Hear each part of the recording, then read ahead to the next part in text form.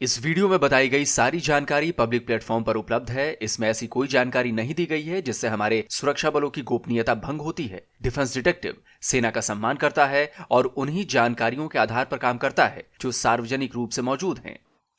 नमस्कार दोस्तों, defence detective के एक और एपिसोड में आप सभी का स्वागत है। मैं हूं आलोक।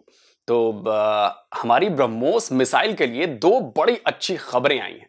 पहली अच्छी खबर यह है कि चीन के एक दुश्मन देश के पीएम ने खुद आकर ब्रह्मोस मिसाइल की डिटेल्स ली है, जानकारी ली है। दूसरी अच्छी खबर यह है कि ब्रह्मोस मिसाइल की रेंज को बढ़ाने का रास्ता साफ हो गया है। इसकी रेंज 1000 किलोमीटर तक की जा सकती है। अभी तक उपलब्ध जानकारी के मुताबिक ब्रह्मोस के जो अलग अलग वेरिएंट्स हैं उनकी रेंज 300 किलोमीटर से लेकर और 500 किलोमीटर तक है। कहीं पर कहा जा रहा है कि शायद 800 किलोमीटर भी हो चुकी है। तो यानी अब ये रेंज, अगर हम 500 किलोमीटर भी मान लें, तो यानी अब ये रेंज दो गुनी होने वाली है। तो आज के वीडियो में मैं आपको बताने वाला हूं इन्हीं दोनों खबरों के बारे में। इन दोनों खबरों के मायने क्या हैं, इनको एनालिसिस करने पर क्या सामने आता है और किस तरह ये भारत को फायदा पहुंचाएगा, ये जो दोनों अपडेट्स हैं, और उसके दुश्मनों को कितना ज्यादा नुकसान होने का या उनकी चिंताओं को बढ़ाने वाली ये दोनों खबरें हैं। शायद ये तस्वीर सोशल मीडिया पर आपकी नजरों के सामने से गुजरी होगी, पर आपने ध्यान नहीं दिया होगा, क्योंकि ये जो दो चेहरे आपको दिख रहे हैं इन्हें हम में से ज्यादातर लोग नहीं पहचानते हैं। इसी तस्वीर में छपी है ब्रह्मोस की अगली बड़ी डील की खबर। इन दोनों का परिचय आपको देने से पहले यह बताना जरूरी है कि यह तस्वीर कहां की है, कब की है। तो देखिए, इसके कोने पर आपको 8 से 10 दिसंबर 2022 लिखा हुआ नजर आ रहा है, यानी ये बस 2-4 दिन पुरानी तस्वीर है। इसमें ये जो शख्स आपको नजर आ रहे हैं उनका नाम है प्रवीण पाठक। ये ब्रह्मोस एरोस्पेस के marketing, promotion and export department के हेड हैं। इसका मतलब यह हुआ कि दुनिया में कहीं भी ब्रह्मोस मिसाइल की मार्केटिंग, प्रमोशन और उसे बेचने का अगर तैयारी है या कोई इनिशिएटिव है तो उसका जिम्मा इसी शख्स के कंधों पर है। तस्वीर में प्रवीण पाठक जिस शख्स को समझाते हुए नजर आ रहे हैं वो कोई छोटी मोटी शख्सियत नहीं है। ये एक ऐसे देश के प्राइम मिनिस्टर हैं जिससे चीन की बनती नहीं है। आज से करीब 42 साल पहले भयंकर जंग भी हो चुकी है। अगर आप पहचान गए हैं तो बहुत बढ़िया है, नहीं तो मैं बता देता हूं। ये वियतनाम के पीएम फाम मिंचन हैं और ये तस्वीर वियतनाम के हनोई में अभी 8 से 10 दिसंबर को हुए वियतनाम इंटरनेशनल डिफेंस एक्सपो की है। वियतनाम के पीएम खुद चलकर आए भारत के ब्रह्मोस एरोस्पेस लिमिटेड के पवेलियन में। आपको तस्वीर में उनके साथ वियतनामीज सेना के बड़े ऑफिसर्स भी नजर आ रहे होंगे। ये सब खासतौर पर ब्रह्मोस मिसाइल की डिटेलिंग जानने पहुंचे थे। ये इसलिए भी बेहद खास है क्योंकि इस डिफेंस एक्सपो में 30 देशों की करीब 170 वेपन्स बनाने वाली कंपनीज मौजूद थी, पर वियतनाम के पीएम को गिने चुने पवेलियन में जाना था और उनमें से सबसे ज्यादा अहम था भारत के ब्रह्मोस मिसाइल के पवेलियन में जाना। इसका मतलब यह हुआ कि फिलीपींस के बाद अब वियतनाम ब्रह्मोस मिसाइल खरीदने के बेहद करीब पहुंच चुका है। और अगर ऐसा नहीं होता तो भला सोचिए कि वहां के पीएम खुद चलकर वहां क्यों जाते। वो अपनी सेना के लोगों को भेज देते, तब भी काम चल जाता। यानी ये कहा जा सकता है कि डील जो है वो एडवांस स्टेज में पहुंच चुकी है और हो सकता है कि आने वाले कुछ महीनों में वियतनाम की तरफ से ब्रह्मोस मिसाइल की इस डील की अनाउंसमेंट भी कर दी जाए। वियतनाम में हुए इस डिफेंस एक्सपो में ब्रह्मोस मिसाइल सिस्टम के सभी वेरिएंट्स के मॉडल रखे गए थे।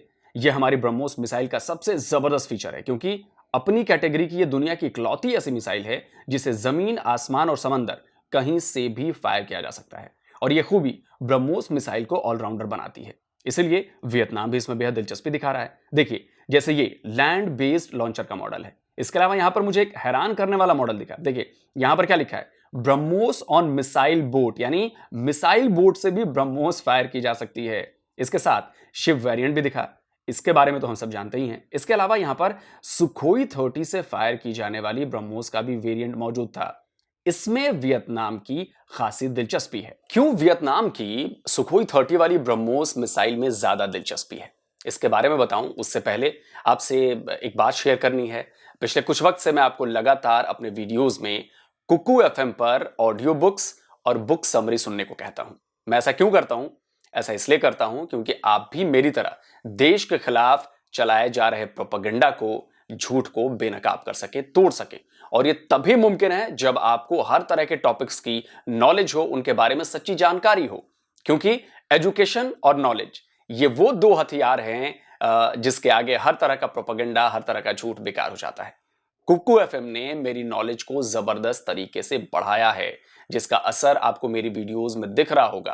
कुकू एफएम को क्यों मैं रेकमेंड करता हूं, क्योंकि यहां पर आपको 10,000 से भी ज्यादा ऑडियो शोज की लाइब्रेरी मिलेगी, वो भी अलग अलग लैंग्वेजेस में।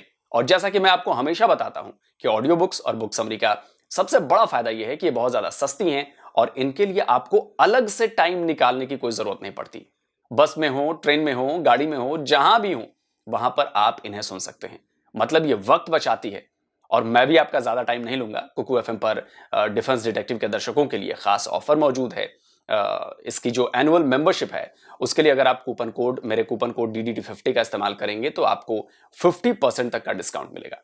तो अगर आप भी मेरी तरह नॉलेज को जल्दी से बढ़ाना चाहते हैं तो कुकू एफएम के इस शानदार ऑफर का फायदा उठाइए। लिंक नीचे कमेंट और डिस्क्रिप्शन बॉक्स में दिया हुआ है। अब वापस लौटता हूं आज के टॉपिक पर और मैं आपको बताता हूं कि वियतनाम की दिलचस्पी सबसे ज्यादा ब्रह्मोस मिसाइल के उस वेरिएंट में क्यों है जिसे सुखोई 30 फाइटर जेट से फायर किया जा सकता है। वियतनाम में हुए डिफेंस एक्सपो में खुद वियतनामीज पीएम इसमें दिलचस्पी लेते हुए नजर आए। इस तस्वीर में आप देख सकते हैं कि प्रवीण पाठक उन्हें सुखोई पर लगी ब्रह्मोस मिसाइल के बारे में ही बता रहे हैं। वियतनाम के पीएम की दिलचस्पी इसमें ज्यादा क्यों दिखी, इसके बारे में प्रवीण पाठक ने खुद जानकारी दी है। वियतनाम की नंबर 1 न्यूज वेबसाइट है VN एक्सप्रेस। इसमें ब्रह्मोस मिसाइल को लेकर इसी 10 दिसंबर को खबर छपी, जिसकी हेडिंग में बताया गया है कि ब्रह्मोस एरोस्पेस ने अपनी सुपरसोनिक मिसाइल वियतनाम को ऑफर की है। इसी में ब्रह्मोस एरोस्पेस के marketing, promotion and export department के हेड प्रवीण पाठक की स्टेटमेंट है, जिसमें इस ऑफर के बारे में बताया गया है। प्रवीण पाठक के मुताबिक ब्रह्मोस आज दुनिया में विकसित की गई सर्वश्रेष्ठ सुपरसोनिक क्रूज मिसाइल है और यही हम वियतनाम को दे रहे हैं, क्योंकि वियतनाम कई सुखोई 30 फाइटर जेट्स को ऑपरेट करता है और यह मिसाइल उसके लिए सबसे ज्यादा उपयुक्त हो सकती है। सुखोई 30 फाइटर जेट्स के लिए ब्रह्मोस का वेरिएंट केवल भारत में मौजूद है, रूस के पास भी ये नहीं है। देखिए, चूंकि भारत इस वक्त सुखोई 30 का दुनिया में सबसे बड़ा ऑपरेटर है, 250 से भी ज्यादा सुखोई फाइटर जेट यहीं भारत में लाइसेंस के तहत मैन्युफैक्चर किए गए हैं। इनके मेंटेनेंस का भी हमें बहुत अच्छा खासा अनुभव है और साथ ही ब्रह्मोस के साथ हमने इसकी इंटीग्रेशन भी कर दी है, जिसकी वजह से यह फाइटर जेट और ज्यादा खतरनाक हो चुका है। वियतनाम की एयरफोर्स 35 सुखोई 30 फाइटर जेट्स का इस्तेमाल करती है, इसीलिए वियतनाम ब्रह्मोस मिसाइल में ज्यादा दिलचस्पी दिखा रहा है। सुखोई 30 की रेंज हम सब जानते हैं करीब 3000 किलोमीटर की है। अब अगर यह ब्रह्मोस मिसाइल से लैस हो जाता है तो न सिर्फ इसकी मारक क्षमता की रेंज बढ़ जाएगी, बल्कि चीन पर प्रेशर और ज्यादा बढ़ जाएगा, क्योंकि ब्रह्मोस जैसी मिसाइल उसके पास नहीं है। इसीलिए वियतनाम को इसकी जरूरत है, क्योंकि साउथ चाइना सी में चीन की दादागिरी से वियतनाम भी परेशान है। इंटरनेशनल कानून के मुताबिक वियतनाम का साउथ चाइना सी में जो हिस्सा बनता है उसे चाइना मानता ही नहीं है। देखिए, नक्शे में ये जो आपको नीली लाइन दिख रही है वो साउथ चाइना सी में वियतनाम का इलाका है, लेकिन चीन इसे मानने को तैयार नहीं है। चीन कहता है कि ये जो लाल रंग की लाइन है, ये जो लाल रंग की लाइन आपको नक्शे में दिख रही है, चीन कहता है कि ये उसका इलाका है, यहां तक पूरा उसका इलाका है। जाहिर है वियतनाम अपने इलाके से पीछे नहीं हटेगा, इसीलिए उसे ऐसे हथियार की भी जरूरत है जिससे चीन को परेशानी होती है। और वो हथियार कौन सा है? तो भारत का ब्रह्मोस मिसाइल सिस्टम। चूंकि वियतनाम अच्छी तरह से जानता है कि चीन के इरादे उसके लिए कैसे हैं। साल 1979 में दोनों देशों के बीच भयंकर लड़ाई भी हुई थी। दोनों तरफ के हजारों लोग मारे गए थे। करीब 1 महीने तक चली लड़ाई के बाद चीन को पीछे हटना पड़ा था। उसकी करारी हार हुई थी। हालांकि चीन कहता है कि उसकी जीत हुई थी, पर असलियत तो यही है कि चीन को उस जंग में कुछ भी हासिल नहीं हुआ। उसके हजारों सैनिक मारे गए, उसे पीछे हटना पड़ा, दुनिया भर में उसकी बदनामी हुई, वो अलग। तो कुल मिलाकर भारत के लिए ये डील बेहद अहम है, क्योंकि उसे भी तो चीन को काबू में रखना है। अगर वो पाकिस्तान को हथियारों से लैस कर रहा है तो भारत भी कम नहीं है। भारत भी उसके दुश्मनों को अपने सबसे बेहतर हथियार दे रहा है। फिलीपींस के साथ ब्रह्मोस मिसाइल की डील हो चुकी है, वियतनाम के साथ भी हो जाएगी, ऐसा कहा जा रहा है। इसके अलावा ब्रह्मोस मिसाइल में मलेशिया, इंडोनेशिया और थाईलैंड भी दिलचस्पी दिखा चुके हैं, जो इधर साउथ चाइना सी वाले हैं। साथ ही कई गल्फ कंट्रीज भी ब्रह्मोस मिसाइल खरीदना चाहती हैं। सवाल यह है कि इसकी इतनी ज्यादा मांग क्यों बढ़ी है? इसका जवाब यह है कि एक तो अपनी कैटेगरी में यह दुनिया की इकलौती मिसाइल है जिसकी टक्कर की मिसाइल किसी दूसरे देश के पास नहीं है, और दूसरा जवाब यह है कि भविष्य में यह और ज्यादा लीथल यानी कि खतरनाक होने जा रही है, क्योंकि अब इसकी रेंज 500 किलोमीटर से बढ़ाकर 1000 किलोमीटर की तैयारी शुरू हो चुकी है। इसका रास्ता क्लियर हो चुका है और यह खबर आई है रशिया से।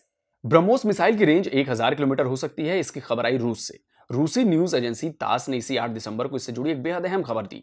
टास ने रिपोर्ट किया कि रूस अपनी ऑनिक्स सुपरसोनिक मिसाइल की रेंज 1000 किलोमीटर करने जा रहा है। ऑनिक्स मिसाइल को आधिकारिक तौर पर P800 ऑनिक्स कहते हैं। फिलहाल इसके सबसे नए वेरिएंट ऑनिक्स एम की मैक्सिमम रेंज 800 किलोमीटर है, जबकि एक्सपोर्ट वेरिएंट की रेंज 300 किलोमीटर है। और ये सब जानते हैं कि ब्रह्मोस मिसाइल को रूस और भारत ने इसी ऑनिक्स मिसाइल की बेस पर बनाया है। हालांकि दोनों ही मिसाइलों में कई तरह की असमानताएं भी हैं, जैसे तकनीकी रूप से ब्रह्मोस ऑनिक्स से बेहतर मिसाइल है, साथ ही ब्रह्मोस फाइटर जेट से भी फायर की जा सकती है, जबकि ऑनिक्स के साथ ऐसा नहीं है। ऑनिक्स सिर्फ समंदर और जमीन से ही फायर की जा सकती है, लेकिन तब भी ब्रह्मोस का जो मेन बेस है वो ऑनिक्स मिसाइल ही है। साफ जाहिर है, अगर ऑनिक्स मिसाइल की रेंज को 1000 किलोमीटर किया जा रहा है तो इसका सीधा फायदा ब्रह्मोस को मिलने वाला है। और इससे भी ज्यादा अच्छी खबर यह है कि ना सिर्फ ब्रह्मोस की रेंज 1000 किलोमीटर हो जाएगी, बल्कि इसकी रफ्तार भी 2.8 मैक से बढ़कर 4.5 मैक तक हो जाएगी।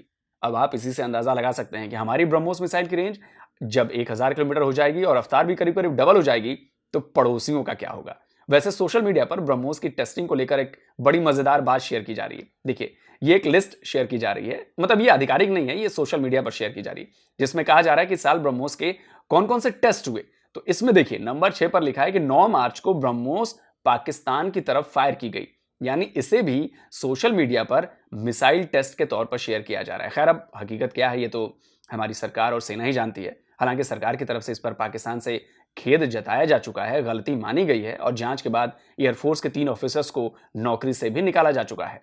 चलिए, भारत की तरफ से गलती मानी गई, उस पर कार्रवाई भी की गई, लेकिन जिस तरह से ब्रह्मोस मिसाइल पाकिस्तान में गिरी, जिस तरह उसे पाकिस्तान का एयर डिफेंस सिस्टम ना तो इंटरसेप्ट कर पाया और ना ही उसे हवा में रोक पाया, ना ही उसे मारकर गिरा पाया, उससे तो यही लगता है कि अगर ये जानबूझकर टेस्ट किया गया था, मान लीजिए एक बारी को ये जानबूझकर किया गया टेस्ट था, तो भारत इस मिसाइल टेस्ट में तो कामयाब हो गया। और इसी वजह से शायद दुनिया भर में ब्रह्मोस मिसाइल को पाने की होड़ मची हुई है। तो दोस्तों, वक्त वीडियो को खत्म करने का हो गया है, लेकिन उससे पहले आपको एक बार फिर से याद दिला दूं कि अगर आपको भी मेरी तरह अपनी नॉलेज को बढ़ाना है तो कुकू एफएम पर जाइए और उसकी मेंबरशिप फौरन से ले लीजिए। और हां, मेरे कोड DDT50 का इस्तेमाल करना मत भूलिएगा, क्योंकि इससे आपको मिलेगा उसके एनुअल सब्सक्रिप्शन पर 50% का स्पेशल डिस्काउंट। इसका लिंक आपको डिस्क्रिप्शन बॉक्स में मिल जाएगा, कमेंट बॉक्स में भी मिल जाएगा। तो उम्मीद है कि यह वीडियो आपको पसंद आया होगा, तो इसे लाइक कीजिए, शेयर कीजिए, और जो लोग पहली बार मेरे चैनल पर आए हैं उनसे नम्र निवेदन है, प्रार्थना है कि भाई चैनल को सब्सक्राइब कर लीजिए, जिससे आपको हर नए वीडियोस की जानकारी जो मैं यहां पर अपलोड करता हूं वो आपको फौरन मिल जाए। और हां, बेल आइकन को भी प्रेस करना मत भूलिएगा। तो जल्दी मिलता हूं एक और नए वीडियो के साथ। नमस्कार, जय हिंद।